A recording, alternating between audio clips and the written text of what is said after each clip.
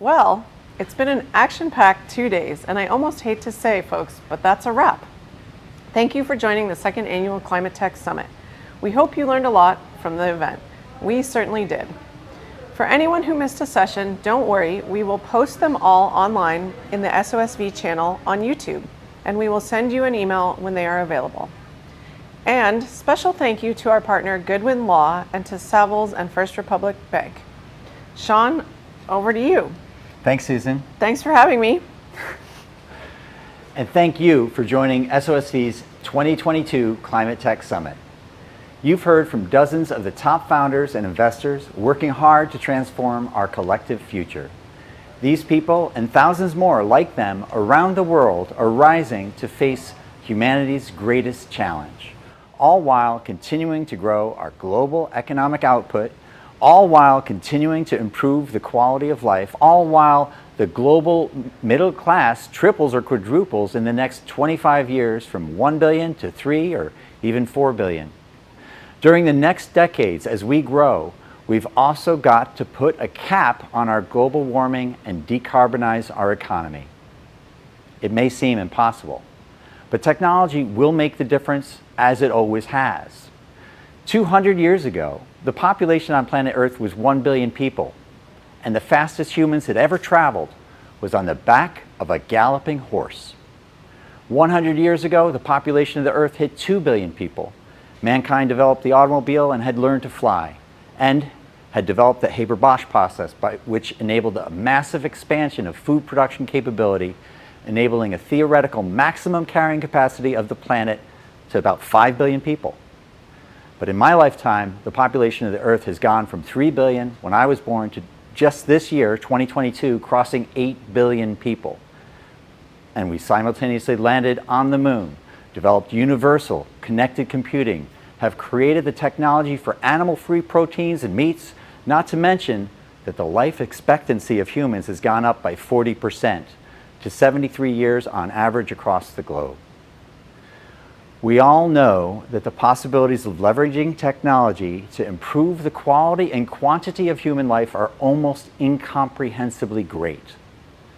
But if we are going to head off the environmental catastrophe that climate change would appear to have in store for us, we have to fundamentally reinvent our means of production in every industry, whether that's energy, agriculture, manufacturing, or the new biomaterials.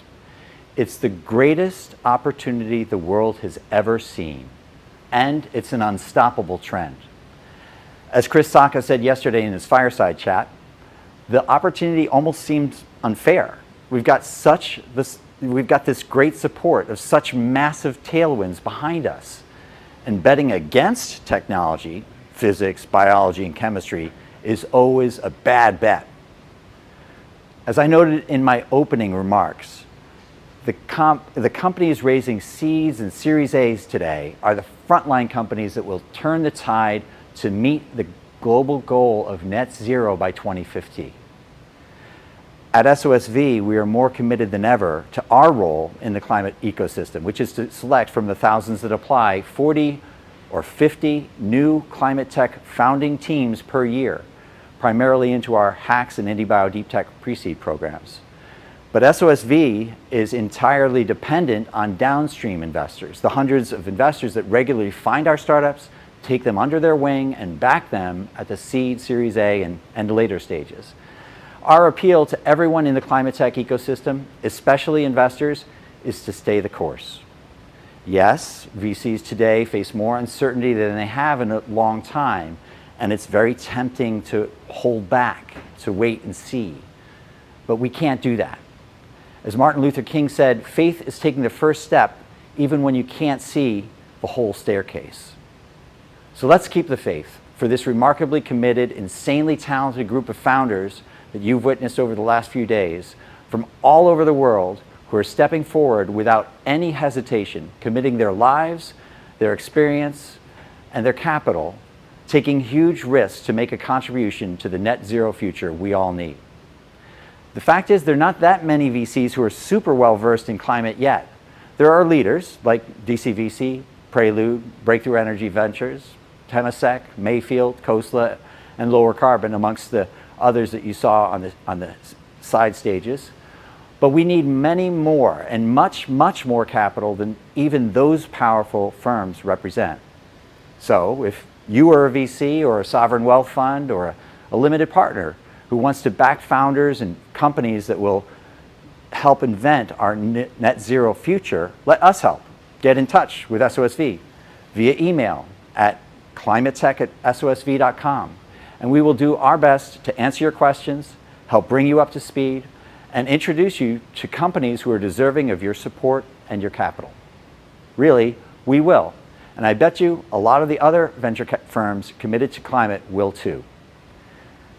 Never in history has venture faced such a great opportunity or such a great need. So let's seize the day.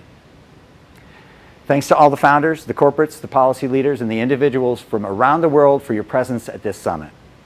This is Sean O'Sullivan from SOSV, signing off from the East Coast of the United States.